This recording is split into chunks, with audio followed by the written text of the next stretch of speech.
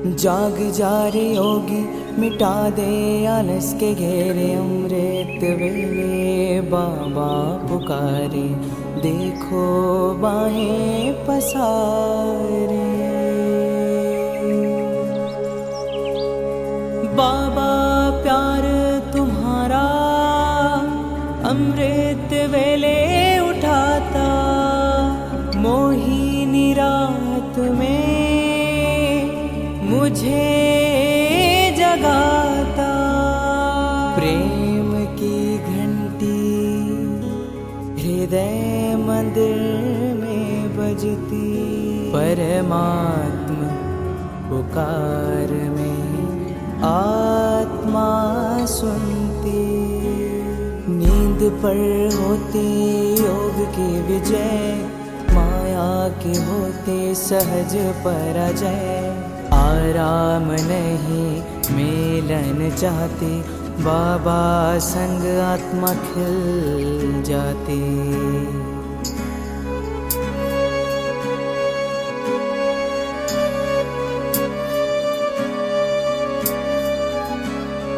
अपने कहा रात को अलविदा, परवाना हुआ क्षमा पे फिदा। समय से पहले बाबा जगाते, नयन खुलते ही मिलन कराते। प्रेम में भीगा मन संकल्प मुस्काते, माया के बंधन स्वयं कट जाते। ठंडी गर्मी बारिश अब तप के साथी, मौसम की मार अब ना डराती। सोना अब आराम नहीं माया है, नींद अब अमृत नहीं विष का साया है। कमाई नहीं ये ऊर्जा की चोरी है, सुस्ती की धुन में बजी माया की लुरी है।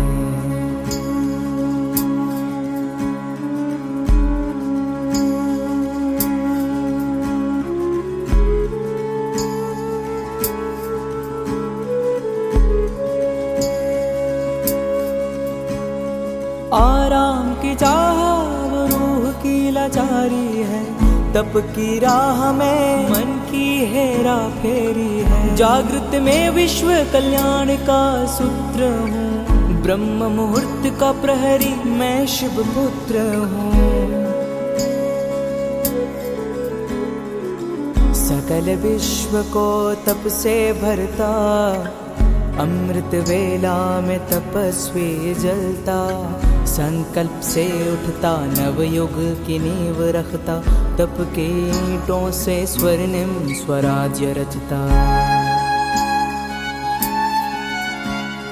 नींद की घड़ी अब बीत चुकी है, माया की छाया अब मिट चुकी है। वर्तमान में जलती है आत्मा की मशाल, मैं हूँ जागृत यही मेरा कमाल। बाबा की याद में स्वयं को गढ़ता, योग अग्नि से आलस को राख करता। मैं अब सुनहरी राह मैं हो रहा हूँ, मैं अब खो नहीं रहा मैं जाग रहा हूँ। जाग जा रे योगी, मिटा दे आलस के घेरे। अमृत वेले बाबा पुकारे, देखो बाहें पसारे।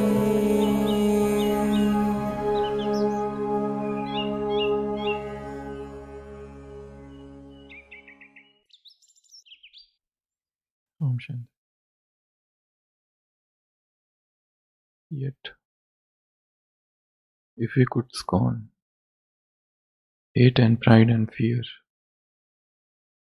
if we were things born not to shed a tear, I know not how thy joy we ever should come near. फिर भी यदि हम तिरस्कार कर सके किसका, घृणा का, अहंकार का और भय का, यदि हम शायद ऐसे ही जन्मे हो जिन्होंने कभी आंसू ना बहाए हो या आंसू बहाने की जरूरत ना हो, तो भी मुझे नहीं मालूम कि हम तेरे आनंद के कितने निकट पहुंच पाएंगे। कवि पक्षी से कहता है, ये तेरा जो आनंद है ये कितना अजीब है। If you could scorn hate pride and fear, हमारे अंदर जो घृणा है, जो अहंकार है और जो भय है, इन तीनों से भी हम अगर मुक्त हो जाए, if we were things born not to shed a tear, या हम ऐसे ही जन्म लिए हो कि जिन्हें को कभी आंसू बहाने की आवश्यकता ही ना हो, येट आई नो नॉट, फिर भी मुझे नहीं पता, इन सब से मुक्त होने के बाद में भी क्या हम तेरे जैसे आनंदित हो पाएंगे। And yet I know not if you could ever come near. एक ऐसा आनंद है तेरा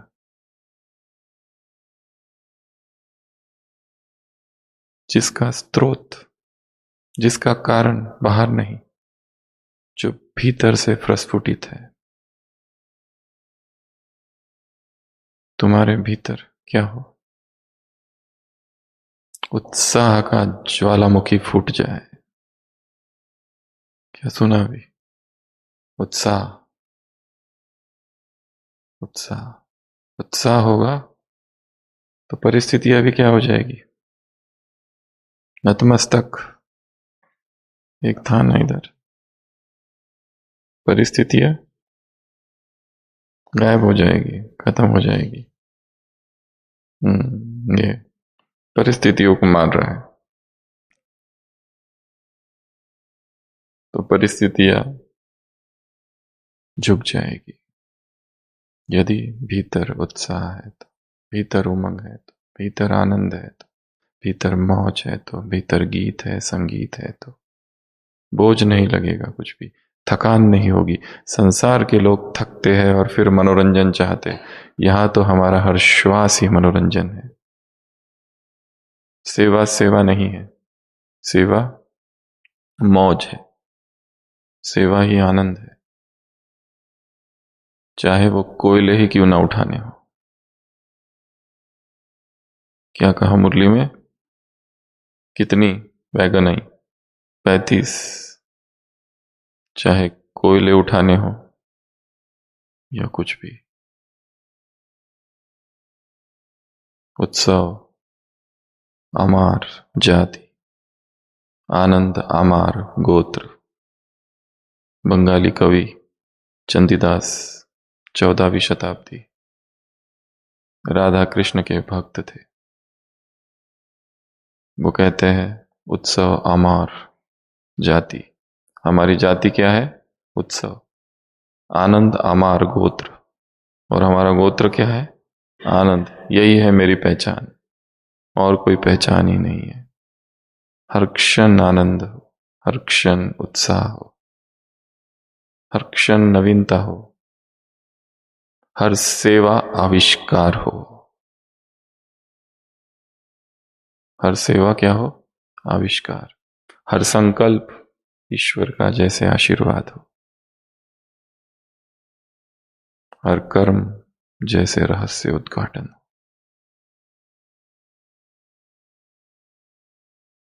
निरंतर उत्साह की, आनंद की नदी भीतर बहती रहे, यही जीवन है। या ऐसा जीवन हो जो आनंद भीतर किसी पर भी निर्भर नहीं है, वो बस है।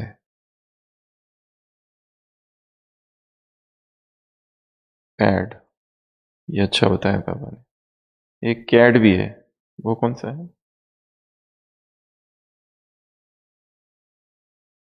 ये जैसे पैड है वैसे कैड भी है, सेम अर्थों में। क्रिएटर, एक्टर और ड्रामा। यहाँ परमात्मा, आत्मा और ड्रामा। तो बाबा ने कहा बस इन तीन चीजों में समाया हुआ है, तीन बिंदुओं में। जीवन के प्रति निरंतर एक खोज का भाव, भारी कौन सी चीज कर रही है, थकान किस वजह से आ रही है, बोझ क्यों अनुभव हो रहा है। तो आज के इस अमृत वेले में बाबा ने 2-3 बातें कही है।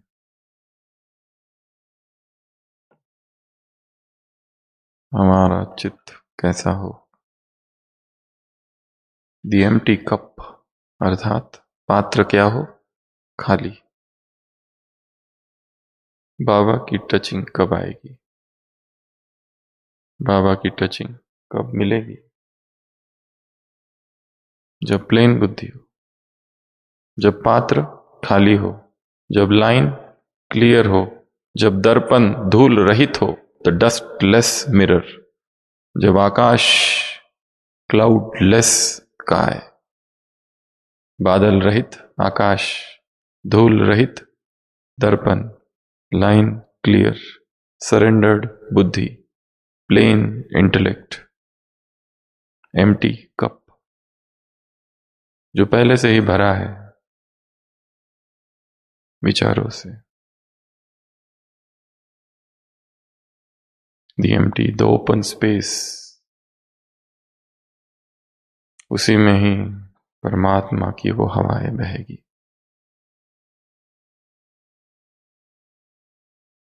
तो ऐसा जब होगा तब उसकी टचिंग्स होगी। बाबा ने कहा बच्चे अपनी ही आवाज को परमात्मा की आवाज समझ लेते हैं, अपने ही विचारों को बाबा की टचिंग समझ लेते हैं, अपने ही मन की गूंज को ईश्वरीय टचिंग समझते हैं। ये मुरली है 14/3/82 की। विदेशियों ने बाबा से प्रश्न पूछा है, बाबा ये कैसे माने कि ये हमारी टचिंग है या आपकी, ये हमारे अपनी विचार है या आपकी टचिंग। अमृत वेला जब हम बैठते हैं और जो विचार आते हैं, कोई प्लान टच होता है, तो ये कैसे मान ले कि ये बाबा की टचिंग है या हमारे ही मन के विचारों की गूंज, या हमारे ही विचारों का प्रक्षेपण, projection of one's own mind. उत्तर में 3 बातें हैं, पीएससी कई बार बता चुके हैं। पहला, यदि बाबा की टचिंग है तो कैसी होगी, बहुत बहुत पावरफुल। डिस्टिंग्विश कैसे करें कि ये मेरा है या उसका है। इससे पहले भी एक बार बताया था, एक कुमार आया और कहने लगा कि बाबा ने मुझे आज अमृत वेला कुटिया में टचिंग कराई है कि मधुबन आए हो तो दिन रात खाओ क्योंकि तुम्हारा वजन घट गया है, 3 दिन में पूरी भरपाई करके तुमको जाना है। वो पूछने आया था क्या ये मेरी अपने विचार है या बाबा की टचिंग।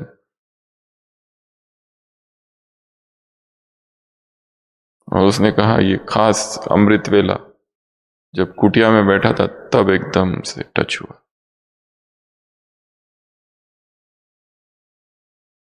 तो सबसे पहली पॉइंट, यदि वो भगवान की टचिंग है, यदि वो परमात्मा प्रेरणा है, उसमें अलौकिक, अद्भुत,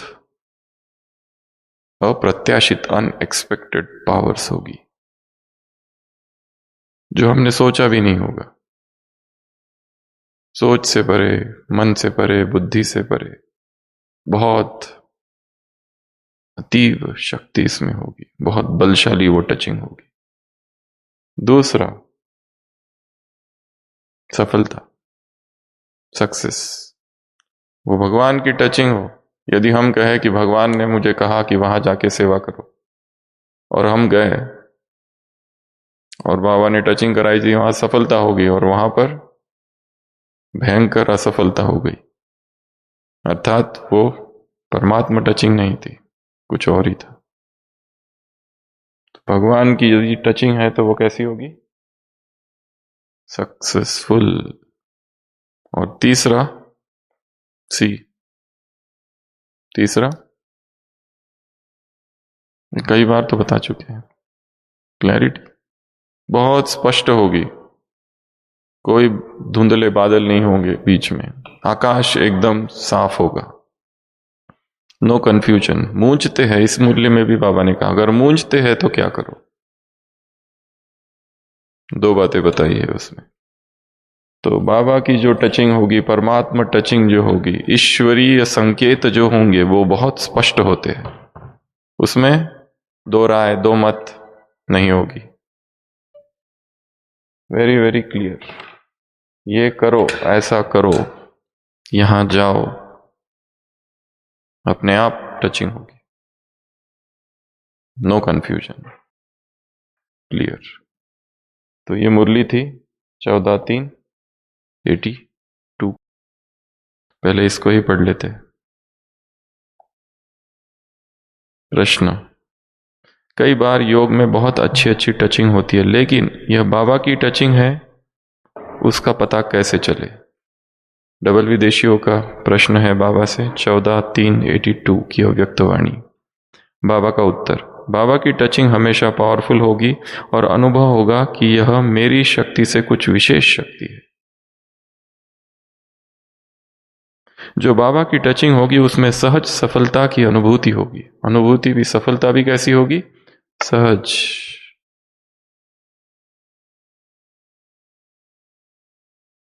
जो बाबा की टचिंग होगी उसमें कभी भी क्यों क्या का क्वेश्चन नहीं होगा, बिल्कुल स्पष्ट होगी। तो इन बातों से समझ लो कि यह बाबा की टचिंग है। हमारा मन प्रेरणाओं का मंदिर बन जाए, जिसमें ईश्वरीय प्रेरणाएं जन्म ले। अभी वो इच्छाओं की फैक्ट्री है, उसका रूपांतरण हो जाए प्रेरणाओं में, हम एक उपकरण बन जाए, हम एक प्रयोगशाला बन जाए। किसकी? परमात्मा की, जिसमें वो प्रयोग करे हमारे द्वारा।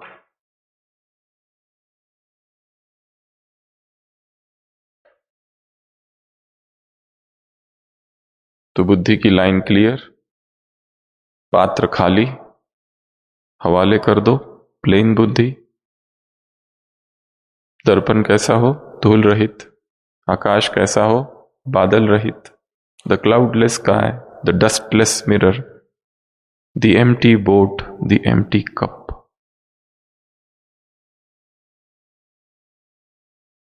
द ट्यून्ड रेडियो, रेडियो कैसा हो? ट्यून्ड।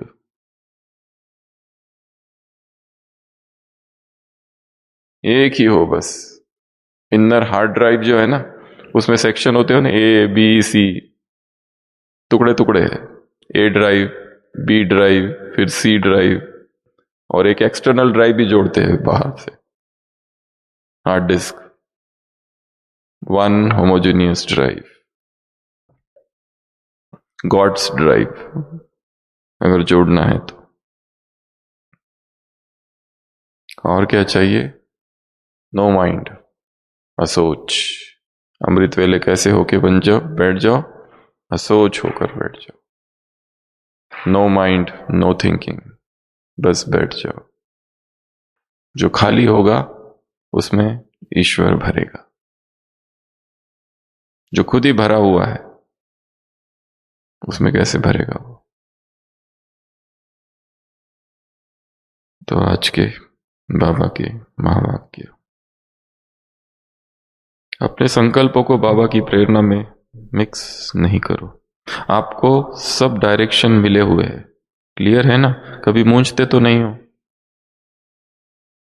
मूंझना अर्थात कंफ्यूजन, उलझन, समझ नहीं। अभी सुना ना, सबसे पहली बात क्या चाहिए? समझ।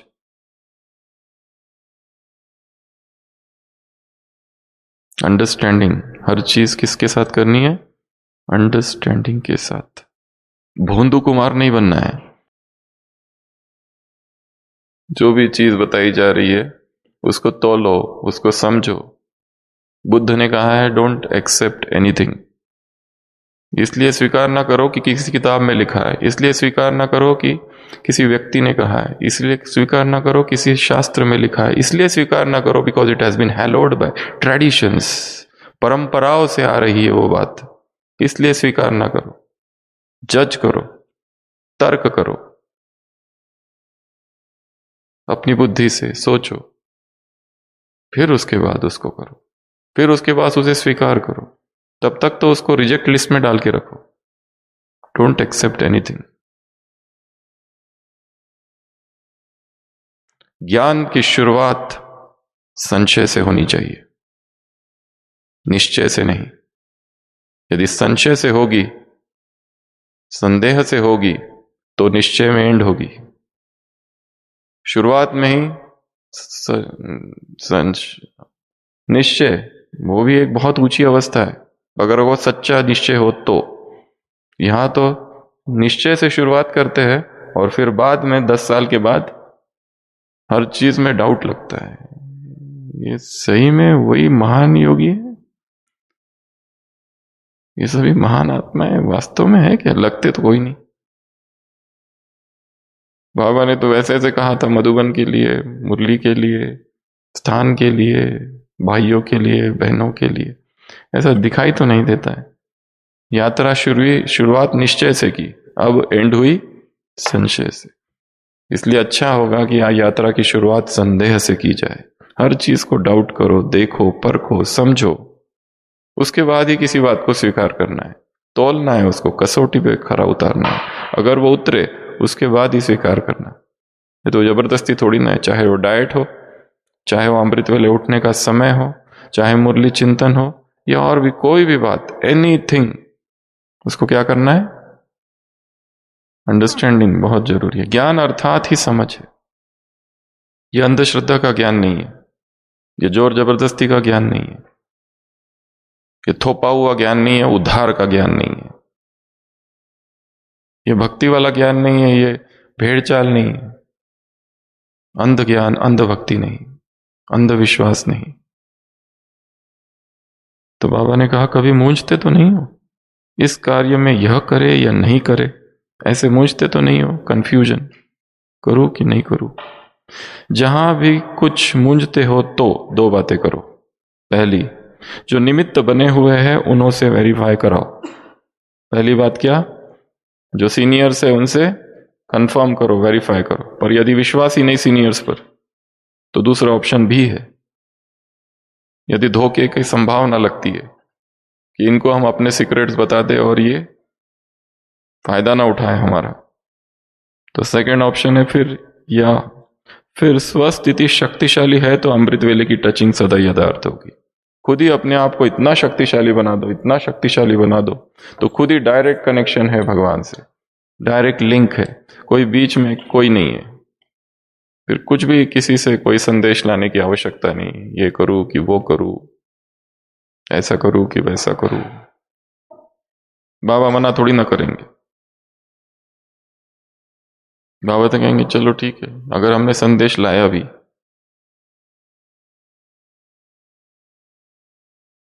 अमृत वेले मन का भाव मिक्स कर के नहीं बैठो, प्लेन बुद्धि होकर बैठो, फिर टचिंग यथार्थ होगी। तो अमृत वेला क्या करना है? कचरा साफ करो, अपने विचारों के साथ ही मत बैठो। पहले ही सोच के रखा है कि मुझे जाना है, और फिर बाबा के कमरे में बैठ के हाँ बाबा की टचिंग हो गई, जाना है, पहले ही सोच के रखा था। निश्चय तो, प्लानिंग तो पहले ही हो चुकी थी, बैग तो पहले ही कमरे में तैयार है, खाली बाबा का परमात्मा स्टैंप लगा दिया एक, वेरीफाइड। कई बच्चे जब कोई प्रॉब्लम आती है तो अपने ही मन का भाव भर करके बैठते हैं, करना तो यही चाहिए, होना तो यही चाहिए, मेरे विचार से यह ठीक है, तो टचिंग भी यथार्थ नहीं होगी। परमात्मा टचिंग कैसे होगी? अपने मन के संकल्प का ही रिस्पॉन्ड में आता है, इसलिए कहां ना कहां सफलता नहीं होती। फिर पूछते हैं कि अमृत वेला डायरेक्शन तो यही मिला था, फिर पता नहीं ऐसे क्यों हुआ, सफलता क्यों नहीं हुई। लेकिन मन का भाव जो मिक्स किया, उस भाव का ही फल मिल जाता है। मनमत का क्या फल मिलेगा? मूंझेंगे ना। इसको कहा जाता है अपने मन के संकल्प को भी विल कर दो।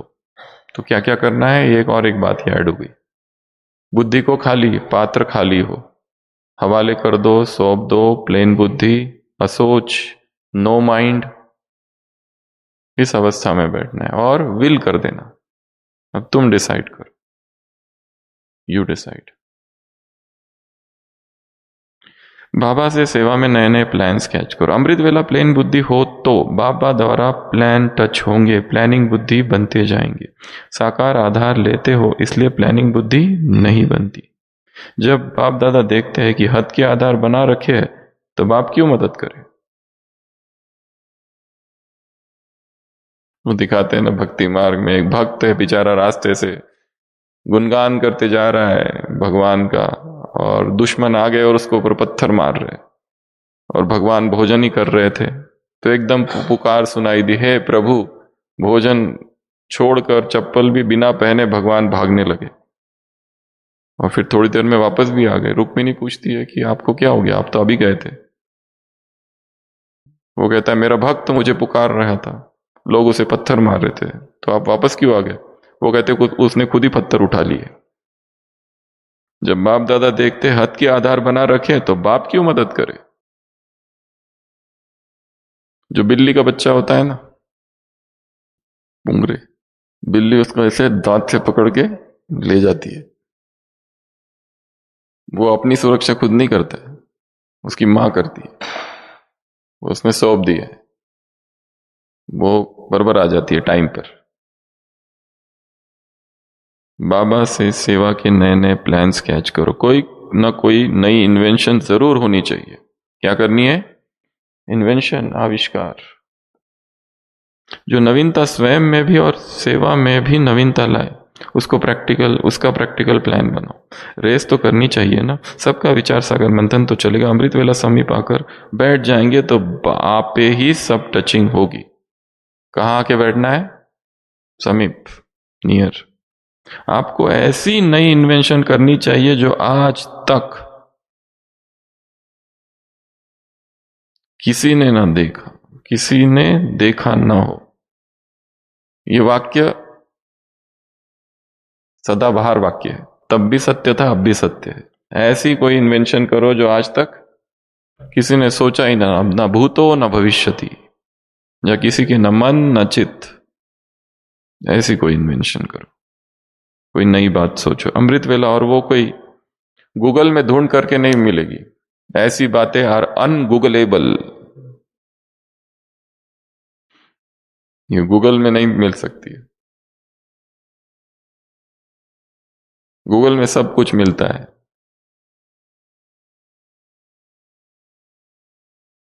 ढूंढना अपने आप को है, बाकी सब गूगल पर है। आपको ऐसी नई इन्वेंशन करनी है, कैसी आज तक किसी ने देखी ना। अमृत वेला उठकर इस प्लान के बारे में सोचो तो आपको अच्छी अच्छी टचिंग्स होगी। सब कुछ पहले से ही फिक्स है, जो कल पहले हुआ था वही रिपीट करना है, परंतु किसी को भी इंस्ट्रूमेंट बनाना पड़ेगा। अमृत वेले जो मुख्य प्लानिंग बुद्धि है, उन्हों को बाप दादा कार्य के निमित्त बनाता है। उन्हों को नई विधिया सेवा की टच होगी। सिर्फ अपनी बुद्धि को बाप के हवाले करके बैठो। अभी यह सबसे पावरफुल वाक्य है। डैश की डैश आपकी डैश को टच करेंगे। बुद्धिवानों की बुद्धि आपकी बुद्धि को टच करेंगे। यदि हम चाहते हैं कि हम महान सेवाओं के माध्यम बन जाए तो क्या करना पड़ेगा, प्लेन बुद्धि, समर्पित बुद्धि, हवाले कर दो बुद्धि को, विल कर दो बुद्धि को, खाली कर दो पात्र को। दर्पण धूल रहित हो जाए, आकाश बादल रहित हो जाए, एम्प्टी स्पेस। उस हवाओं में परमात्मा की विस्परिंग, फुसफुसाहट सुनाई देगी। फिर द विस्पर्स ऑफ गॉड, सरगोशिया। यह प्लानिंग बुद्धि वालों को वरदान मिला हुआ है, सिर्फ निमित्त बनो। क्या करना है, सिर्फ निमित्त बनो। अपने सारे विचारों को नीचे डाल दो, प्रेरणा अपने आप आएगी। रेडियो जब ट्यून होगा तो आज का सबसे पहला कार्य ये रेडियो का कर रहा है, ट्यूनिंग फ्रीक्वेंसी स्केच। इधर मनमत है, इधर श्रीमत है। तो ये कांटा पहले इधर था, अभी धीरे धीरे किधर आ रहा है? श्रीमत की तरफ। सारा संघर्ष मनमत श्रीमत का है। ये यात्रा मनमत से श्रीमत की यात्रा है, अलौकिक जीवन की यात्रा। दूसरा है न्यू सेवा ब्लूप्रिंट। एक ऐसी सेवा सोचनी है जो आज तक किसी ने सोची नहीं। एक ही ऐसी कौन सी सेवा है जो बची हुई है? अभी नहीं बताना है, सोचना है। New service. ऐसा और क्या हो सकता है जो हमने अभी तक किया ही नहीं, जो अभी तक किसी ने सोचा ही नहीं? क्या वो भी एक माध्यम बन सकता है सेवा का? ऐसी कौन सी एक विधि है मुरली स्टडी की, ज्ञान की, योग की, धारणा की, सेवा की, GYDS में ऐसी कौन सी बात है जो अभी तक बाकी है और जिसका मुरलियों में बहुत इनडायरेक्टली चर्चा आ चुकी है पर हमने अभी तक की नहीं? ऐसी वो कौन सी बात है? और लास्ट में एक विजुअलाइजेशन है, जैसे ऊपर से भगवान का मन उस माइंड से हमारे माइंड में एक धारा बह रही है, एक गोल्डन कॉलम, और वो किरणें मुझ में समा रही है। वन माइंड, ऊपर का माइंड और मेरा मन। प्रकृति में जाके ये करना है, बैठ के सोचो कि उधर से किरणें आ रही है और मुझ में समा रही है। तो आज ये 3 कार्य करने हैं। तो किससे किससे मुक्त होना है? मन मत को हटाना है, अपने विचार, अपनी इच्छाएं। अमृत वेला बहुत गोल्डन पीरियड है, बहुत दिव्य दिव्य टचिंग्स होती है। ये करना है, वो करना है, ऐसा करना है, वैसा करना है। जहां जहां जीवन में कंफ्यूजन है उस सब का उत्तर है 2 से 5। ये टाइम है उत्तर प्राप्ति का। 5 के बाद में दरवाजे बंद, लाइन बिजी हो जाती है, फिर नहीं होता है, एकाग्रता नहीं चली जाती। प्रोडक्टिव टाइम ये है।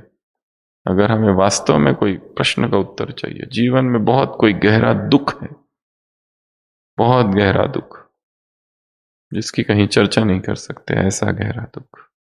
हर व्यक्ति एक दुख को लिए ढोए हुए चलता है। एक भिखारी भीख मांगते हुए एक किसान के घर में आता है, किसान की पत्नी निकलती है और उसे एक रोटी दे देती है।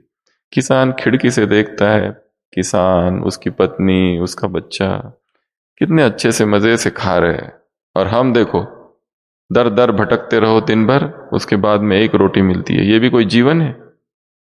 दुख दर्द से बड़ा भरा हुआ। भिखारी चला जाता है, किसान, पत्नी और बच्चा बैठा हुआ है। किसान सोचता है और कहता है पत्नी से, हमारा नीला बैल मर गया, हमारे पास बैल ही नहीं है अभी, खेत का क्या करेंगे, कैसा करेंगे? मैं जाके साहूकार से थोड़े पैसे लेके आता हूं। वो जाता है साहूकार के पास भोजन के बाद, साहूकार को देखता है, गिड़गिड़ाता है, रोता है कि मुझे थोड़े पैसे दे दो। साहूकार अपनी तिजोरी खोलता है उसके सामने, उसमें से एक पोटली निकाल के किसान को देता है। किसान सोचता है ये भी कोई जीवन है? ये देखो लाखों में खेलते, और हम देखो यहां एक बैल के लिए पैसे मांगने पड़ते। ये भी कोई जीवन है? सबसे ज्यादा दुखी तो हम हैं। किसान चला जाता है, साहूकार को निमंत्रण, साहूकार को कुछ कपड़े खरीदने जाने हैं। वो जाता है एक सेठ जी के पास, कपड़े ही कपड़े खरीदता है और देखता है सेठ जी फोन पर बात कर रहे, फोन आ रहे, 5 लाख का प्रॉफिट हो गया, 10 लाख का प्रॉफिट हो गया। वो साहूकार सोचता है ये देखो, और हम देखो ये कोई जीवन है? यहां देखो कैसे फोन आ रहे, 5 लाख का प्रॉफिट, 10 लाख का प्रॉफिट, बैठे बैठे पैसे कमा रहे हैं 10-10 लाख, और हम बैठे हैं यहां पर। ये भी कोई जीवन है? वो साहूकार चला जाता है और उसके बाद में सेठ जी को फोन आता है 10 लाख का घाटा हो गया। वो कहता है ये भी कोई जीवन है? और तभी दावत का निमंत्रण आता है दूसरी जगह से, राय बहादुर साहब जो दूसरे हैं, उनके घर में जाता है तो देखता है आहा कितना ठाट बाट, आलीशान महल, चांदी सोने के बर्तन है। और हम तो देखो ये 10 लाख के घाटे से दुखी हो रहे हैं, ये देखो करोड़ों लाखों में खेल रहे हैं हम। कोई ये भी कोई जीवन है? सुखी तो ये है, दावत पूरी होती है, वो जो साहब है राय बहादुर, वो पहले से ही बीमार है, पैसे तो बहुत है, बीमारियां ढेर सारी है शरीर में, उसको भी कोई ना कोई चिंता है, उसको भी फोन आते हैं इधर घाटा उधर घाटा, और फिर वो अपनी बालकनी में खड़ा होकर देखता है तो एक भिखारी जाते हुए दिखता है, कहता है ये देखो। इसको कोई चिंता ही नहीं है, न फायदा है से कोई उसको खुशी होती है, न घाटे से कोई दुख होता है। दुखी सुखी है तो यही एकमात्र सुखी है। और ये भिखारी कौन सा है? वही वाला, सारे ही दुखों का मेला है। पायलट फ्लाइट में अपने फ्लाइट से जा रहा है, नीचे देखता है एक दिन, अपने को पायलट से कहता है ये देखो ये वही गांव है जहां मेरा जन्म हुआ था, ये वही तालाब है। ऊपर से कहता है कि जहां मैं खेला करता था। कहाँ गए वो दिन, बचपन के वो दिन, वो यादें? ये मेरा ही गांव है जहां मेरा जन्म हुआ था, और मैं सोचता था पायलट, तो ये वो है। जीवन कितना अच्छा था, पर जब वो बच्चा था तब दुखी था कि मैं पायलट कब बनूंगा। जब उस गांव में था बच्चा और उस तालाब में खेलता था, तब ऊपर जहाज को देखता था, सोचता था ये भी कोई जीवन है? मैं कब उड़ूंगा ऐसे, फ्लाइट को कब चलाऊंगा? और जब बन गया है तो सोचता है ये कब बनूंगा। यही विडंबना है जीवन की, कि हमें हमेशा लगता है वो दिन कितने अच्छे थे, वो वाले दिन, वो 90s वाले दिन कितने अच्छे थे। अभी तो देखो कैसे कैसे गीत है, फिल्में हैं। वो जो गीत फिल्में थी ना पुरानी, वो बहुत अच्छी थी, पर तब जो लोग थे ना, तब सोचते थे ये भी कोई जीवन है? इससे पहले वाला जीवन बहुत अच्छा था। हम सोचते पहले के लोग बहुत अच्छे थे। कौन से अच्छे? बुद्ध को पत्थर किसने मारे? फिर क्राइस्ट को सूली पर किसने चढ़ाया? मंसूर को काटा किसने? और सुकरात को जहर किसने पिला दिया? फिर अगर लोग अच्छे थे तो ऐसे ही है जैसे अब है। ऐसा ही संसार रहा है द्वापर से। तो जो करना है भीतर करना है। आज के ये 3 कार्य। ओम शांति। जैसे अभी सुना, ये भी कोई जीवन है। तो जब हम वर्तमान में जीते, जैसे एक प्रश्न आ रहा था मन में जब सुशील भाई क्लास करा रहे थे, कि हर अव्यक्त मुरली में बाबा शुरुआत आज इस शब्द से क्यों करते हैं? तो इस पर हमें सोचना चाहिए, चिंतन करना चाहिए। सभी सोचेंगे जो भी चिंतन करते रहते। तो आज की जो कविता है, कविता का जो शीर्षक है वो है अलबेली आत्मा के बदलते तेवर।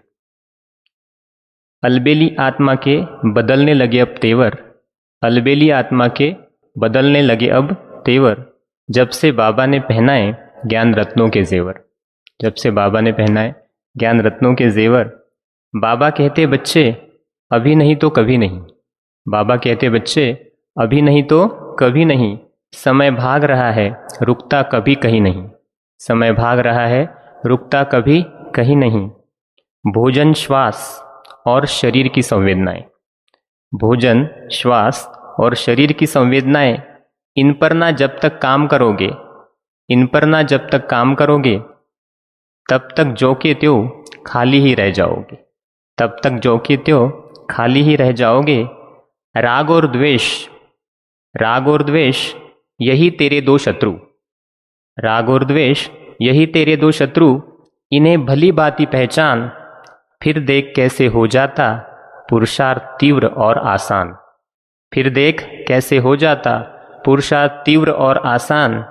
बैठ जा एक जगह मौन में, बैठ जा एक जगह मौन में, कर दृढ़ता का अधिष्ठान, बैठ जा एक जगह मौन में, कर दृढ़ता का अधिष्ठान, फिर न करना पड़ेगा दूजा कोई और अनुष्ठान, दूजा कोई और अनुष्ठान। हर समय सदा साक्षी बनकर समता में रहना सीख, हर समय सदा साक्षी बनकर समता में रहना सीख, फिर ना मांगनी पड़ेगी किसी से कोई सहयोग की भीख, किसी से कोई सहयोग की भीख। युगांतर का द्वार अमृत वेला, युगांतर का द्वार अमृत वेला, यही है सच्ची अमृत वाणी, कर नित इनका रसपान। युगांतर का द्वार अमृत वेला, यही है सच्ची अमृत वाणी, कर नित इनका रसपान। क्या पता कब निकल जाए इस तन से तेरे प्राण, क्या पता कब निकल जाए इस तन से तेरे प्राण। और लास्ट में, हे अलबेली आत्मा अब तो बदल अपने तेवर, हे अलबेली आत्मा अब तो बदल अब अपने तेवर, क्योंकि तुझे बनना है सच्चा सोना, clean and pure, clean and pure. ओम शांति।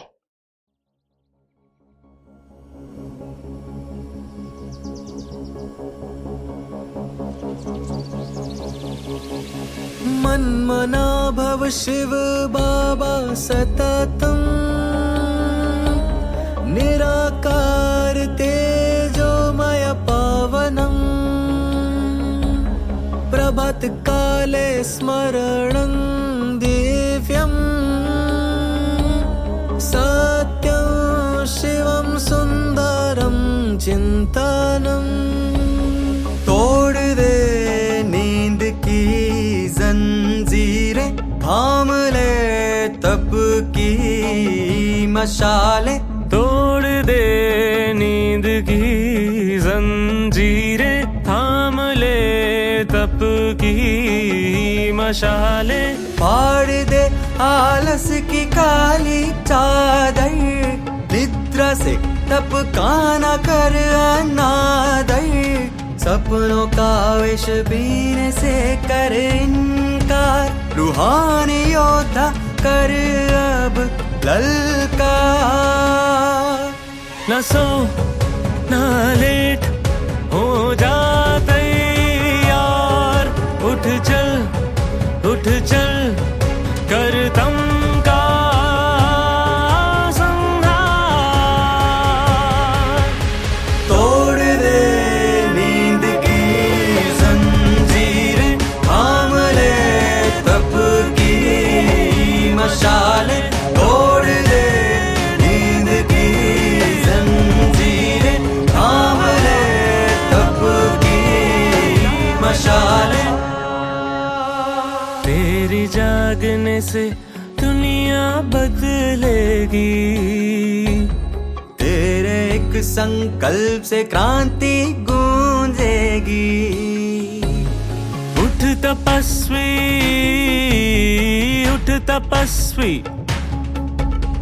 तू उठे तो विश्व संवरेगा, तू जगे तो भाग्य निखरेगा।